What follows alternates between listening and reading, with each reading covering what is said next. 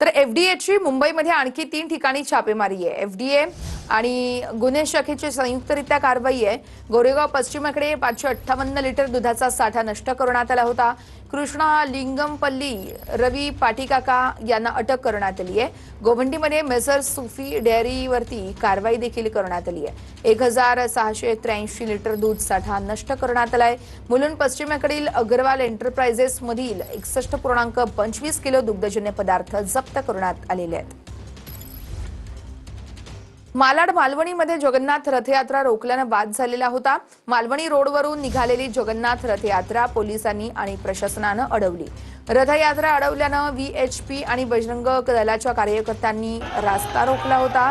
मालवणी रोडवरती मोठी वाहतूक कोंडी त्यामुळे झाली होती आणि अनेक वाहनं तासभर जागेवरच थांबून होती।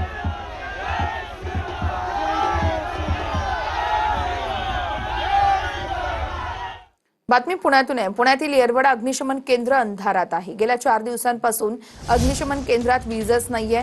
वीज पुरवठा बंद असल्याने यंत्रणा पूर्णतः ठप्प झालेली आहे।